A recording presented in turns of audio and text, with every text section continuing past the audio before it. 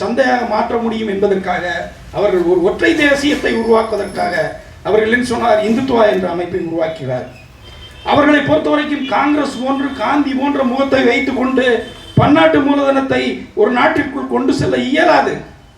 அப்படி கொண்டு வர வேண்டும் என்பதற்காக இந்த நாட்டில் காட்டிலே போய் ஒரு ஒப்பந்தம் போட்ட பிறகு, நீங்கள் உலகமயமாகத்தை ஏற்றுக்கொண்ட பிறகு, உங்கள் நாட்டிலே எந்த வேணுமா யார் வேணாலும் தொழில் தொடங்கலாம், யார் வேண்டுமானாலும் இந்த நாட்டை சந்தையாக பயன்படுத்தலாம் என்ற நிலையை உலகமயம், தாராளமயம், தனியார் மயம் உருவாக்கிய பிறகு உங்கள் மக்கள் மாநில உரிமைகளுக்காக போராடி கொண்டிருந்தால், உங்களை ஒடுக்குவதற்கு ஒரு சர்வாதிகாரி இல்லாமல் போனால் அவர்களால் அவர்களுடைய மூலதனத்தை வளர்க்க முடியாது.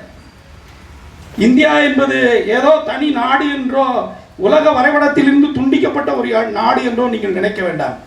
ஒரு மூலதனம் உங்கள் ஊருக்கு வருகிறது என்று சொன்னால் அவ்வளவு பெரிய ரகசியங்கள் பின்னால் இருக்கின்றன. இங்கே இருக்க நிறைய கார்கள் இருக்கிறது. ஒரு உதாரணத்துக்கு வேண்டுமானால் சொல்லலாம். நிறைய கார் இன்னைக்கு நானே i20 கார் வாங்கியிருக்கேன். மொத்தம் 8 லட்ச ரூபா அதுக்கு லோனு. 8 லட்ச ரூபா லோனு. அந்த கம்பெனி அந்த கொரியா கம்பெனிக்காரன் இங்கே வந்து ஒப்பந்தம் போடும்போது என்ன செய்வான், அந்த ஒப்பந்தத்தின் வழியாக அவன் என்ன சொல்கிறான், உன்னது நாட்டு மக்களுக்கு பொதுமக்கள் வரிப்பணத்திலிருந்து அல்லது பொதுமக்கள் சேமிப்பிலிருந்து கடன் கொடுக்கணும், என்னுடைய காருக்கு கடன் கொடுக்கணும், கடன் கொடுத்தால்தான் உன் நாட்டிலே நான் வந்து வியாபாரத்தை தொடங்குவேன், தொழிற்சாலையை தொடங்குவேன் என்று கையெழுத்து கேட்கிறார். அதிலே கையெழுத்து சாத்திட்ட பிறகுதான் அவன் நம்ம ஊரில் வந்து இதை தொடங்குறான். இப்போ என்ன ஆகுது, 8 லட்ச ரூபா கடன் நான் ஐஓபியில் வாங்கியிருக்கேன். நான் கடன் வாங்கி முதலாளிகையில் அப்படியே 8 லட்ச ரூபாயை கொடுத்துட்டேன். யார் கடங்காரன், நான் கடங்காரன். முதலாளி அவன் சொத்தை வித்துட்டான். அப்போ மக்களுடைய வரிப்பணமும் மக்கள் சேமித்த பணத்தையும் கடனாக பன்னாட்டு கம்பெனியினுடைய பொருட்களை விற்பதற்காக அவர்கள் பயன்படுத்துகிறார்கள் என்று இது ஒன்னொன்றுக்கும் பொருந்தும். எத்தனையோ பொருள் இருக்கின்றன. உங்கள் நாட்டில் இருக்கின்ற ஒரு பொருளும் நீங்கள் நுகர்வதற்கு முன்பாக உங்கள் தலையில் கட்டப்படும். நீங்கள் இந்த பொருள்னா ஆகா ஓகோ என்று சொல்வீர்கள். அந்த பொருளை நீங்கள் பயன்படுத்தினால் நீங்கள் மிக முக்கியமான நபராக கருதப்படுவீர்கள். அதற்காக தண்டல்கர் வருவார், கபில்தேவ் வருவார், அல்லது ஒரு சினிமா நடிகர் வருவார். அந்த பொருட்கள் எல்லாம் மிக முக்கியமான பொருட்கள். இதையெல்லாம் நீ வாங்கவில்லை என்று சொன்னால் உனக்கு மரியாதையே இல்லைன்னு அவன் வந்து சொல்லுவான். அப்படி சொல்வதன் வழியாக என்ன நடக்கும், அவனை வந்து ஏலம் எடுக்கிறான். இப்போ பார்த்தீங்கன்னா 10 கோடி 12 கோடிக்கு பெரிய பெரிய கிரிக்கெட் வீரர்கள்லாம் ஏலம் எடுக்கப்படுகிறார்கள். அப்போ என்னமெல்லாம் கேளிக்கைகள் நாட்டின் வந்து ஒரு கேளிக்கை என்பது, விளம்பரம் என்பது எவ்வளவு பெரிய சொத்தாக மாற்றப்படுது. ஒரு சினிமா நடிகருக்கு 100 கோடி ரூபாய் சம்பளம் என்றால் இந்த நாட்டினுடைய பொருளாதாரம் என்ன நடக்கும்? கடைக்கோடியிலே ஒரு மாநிலத்தில் இந்தியா முழுமையும் இருக்கின்ற ரோட்டில் வாழ்கின்றவர்கள் பிச்சைக்காரர்களை ஒருங்கிணைத்தால் 2 மாநிலங்களை உருவாக்கிவிட முடியும். 2 மாநிலங்களில் வாழக்கூடிய அளவுக்கு மக்கள் வறுமையோடு ரோட்டிலும் பிச்சைக்காரர்களுமாக வாழ்கிறார்கள். இவ்வளவு ஏற்றத்தாழ்வுள்ள ஒரு சமூகத்தில் எவன் என்ன வேண்டுமானாலும் கொள்ளையடிக்கலாம், எவன் என்ன வேண்டுமானாலும் சுரண்டலாம், யாரை வேணாலும் எந்த விதமான அசிங்கமே இல்லாமல் சிறைச்சாலையிலிருந்து ஊழல் வழக்குகளில் உள்ளே போனவன் கையை காட்டிகிட்டே வரான். அரசியல்வாதியாக இருந்தாலும் சரி, எவனாக இருந்தாலும் சரி. அப்போ அதெல்லாம் ரொம்ப பகிரங்கமாகுது. பகத்சிங் என்ன சொல்லுவான், இந்த சமூகம் சுரண்டலை, கொள்ளையை, அநீதியை அடிப்படையாக வெளிப்படையாக பகிரங்கமான சமூகமாக ஆயிடுச்சு அப்படின்னு அப்போ சொல்கிறான். இப்போ நம்ம ஊரில் என்ன சொன்னான், பிரிட்டிஷ்காரை வெளியே போன உடனே நம்ம எல்லாருமே வந்து என்ன ஒருங்கிணைஞ்சு நம்ம நாட்டே ஒரு இடத்துக்கு கொண்டு போயிடலாம்னு சொன்னான். பக்கத்தில் இருக்கிற 1948 சுதந்திரம் அடைந்த சீனம் என்ன நடந்திருக்கு, மிகப்பெரிய பொருளாதார வளர்ச்சி அடைஞ்சிருக்கு, மக்கள் சீனமாக மலர்ந்திருக்கு. அவன் இன்றைக்கு ஒலிம்பிக்கில் மெடல் டேலியில் அமெரிக்காவை அடிச்சுட்டு வந்துட்டான். அவன் எந்த நாட்டையும் சுரண்டலை, இன்னொரு நாட்டை காலனி நாடாக மாற்றலை, சொந்த தேசிய பொருளாதாரத்தை வளர்த்து தான் அவன் வந்திருக்கான். அப்போ நிறைய என்ன சொல்கிறாங்க, இதை வந்து நம்ம தமிழ் தேசியம் சம்பந்தமாகவோ அல்லது தேசிய விடுதலை சம்பந்தமாகவோ அல்லது ஒரு சுயாட்சி உரிமைகள் சம்பந்தமாக சொன்னால் பிரிவினைவாதம் என்ற ஒரு சட்டத்தை மத்திய அரசு பயன்படுத்துகின்ற ஏற்பாடு என்பது இருக்கிறது.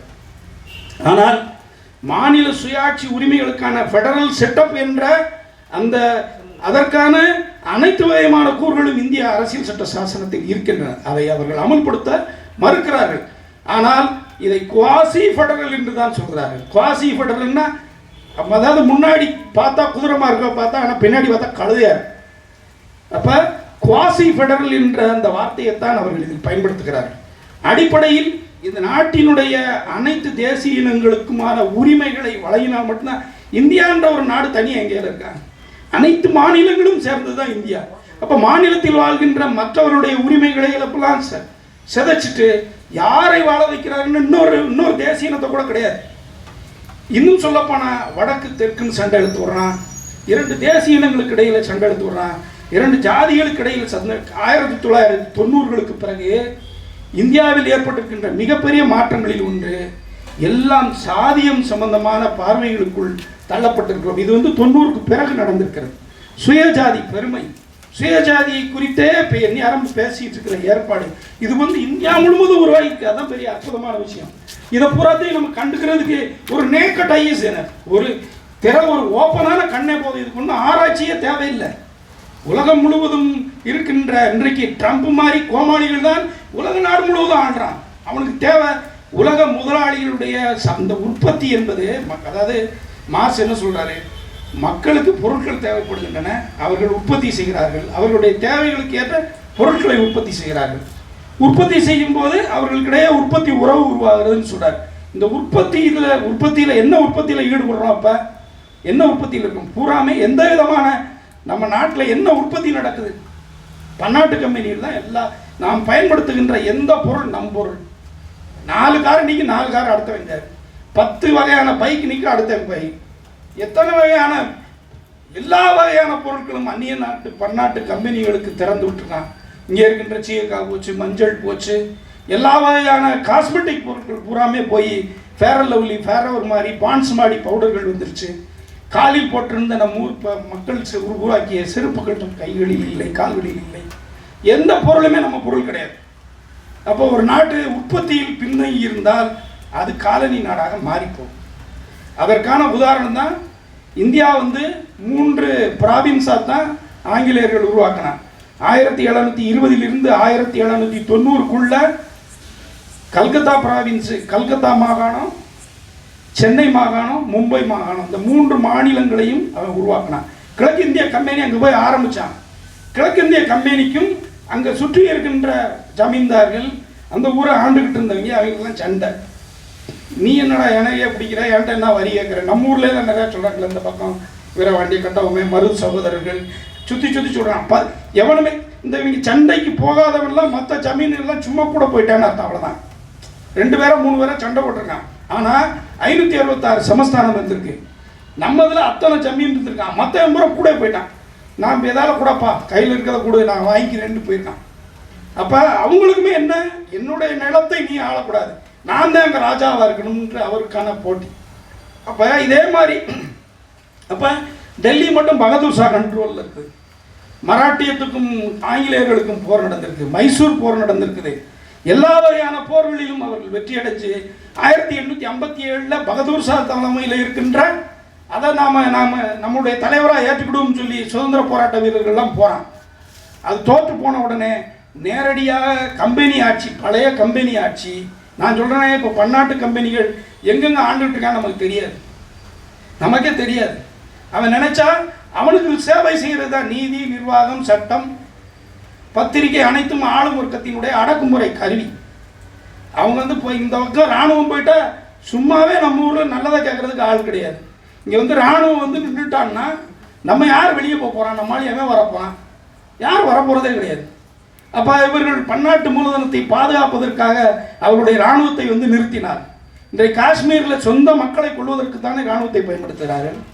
மணிப்பூரில் என்ன போராட்டம் நடப்பதை அது என்ன வெளிநாட்டுக்காரனா? அப்போ அந்த இராணுவம் சொந்த மக்களை தன்னுடைய பிரச்சனைகளுக்கு ஆதரவாக இல்லாமல் தனக்கு நான் நினைக்கிற மாதிரி நீ இல்லைன்னா உன்னை விட மாட்டான். ஒரு ஒரு ஒரு முட்டாளின் கையசைவில் தான் என்ன நடக்கு, ஜப்பானில் போய் குண்டு போடான். அந்த நாட்டில் அதிபராக இருக்கின்ற ஒரே காரணத்தினால, கையில் அதிகாரம் இருக்கிறதுனால 2 லட்சம் பேர் எனக்கு அதிகாரம் வேணும், அவனை கொல்லு அப்படின்னு ஒரு குண்டை போடுறான். அப்போ ஆட்சி அதிகாரம் என்பது சாதாரண விஷயம் இல்லை. பக்கத்தில் ஈழத்தில் 1.5 லட்சம் பேரை தன்னுடைய அதிகார வெறிக்காக தன்னுடைய சொந்த மக்களை, இலங்கை மக்கள் தான் நினைக்கணும்ல, சொந்த மக்களை 1.5 லட்சம் பேரை ஒரே நேரத்தில் கொல்ல முடியும். இப்போ சர்வாதிகாரம் என்பது, பாசிசம் என்பது எதை குறித்தது? தன்னுடைய நெருக்கமான பவர்ஸ் அதுக்கு நிறையா வேணும். டீசென்ட்ரலைசேஷன் இருக்கக்கூடாது. நான் தான் அப்படின்னு அது சொல்லும்.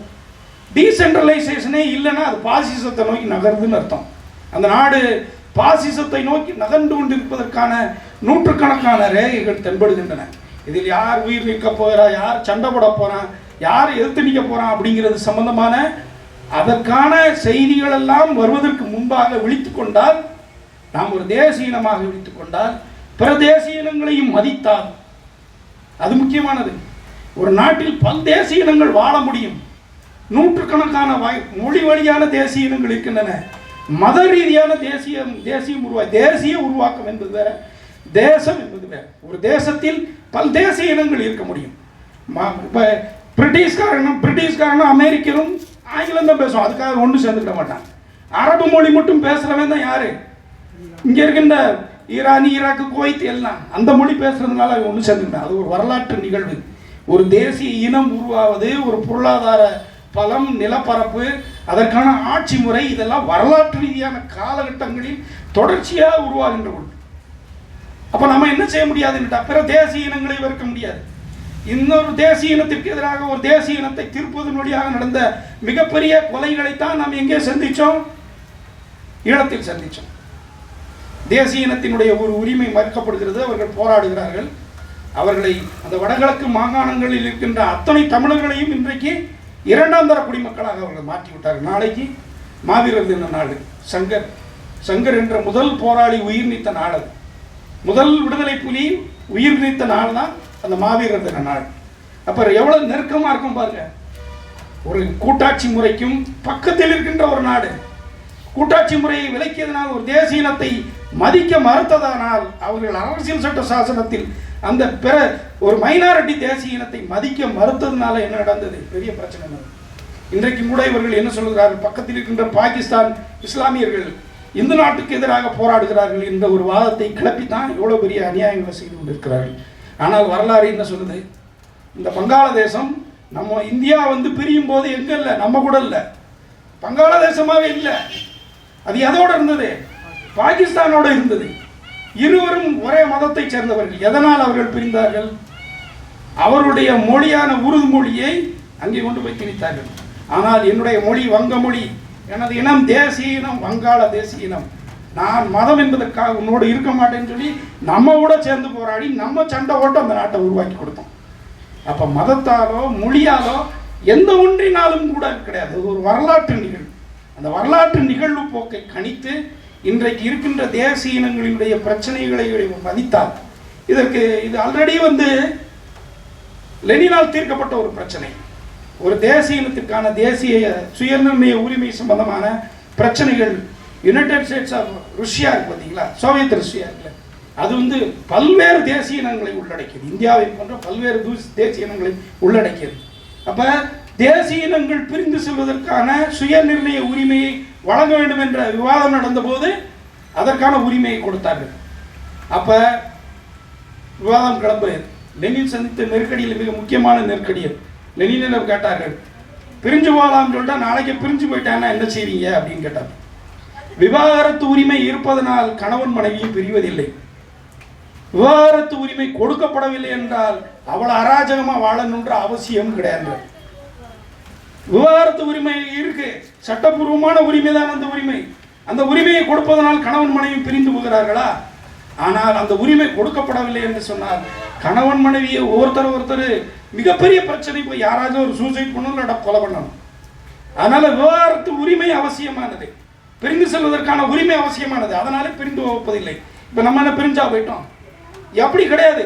நல்லா இருக்கணும், கூட்டாட்சி முறை நல்லா இருக்கணும், இந்தியா வளமாக இருக்கணும், அனைத்து தேசிய இனங்களும் ஒற்றுமையாக வாழணும், இந்தியா உலக நாடுகளில் கொடியேற்றி பறக்கணும்னு தான் நம்ம பேசுகிறோம்.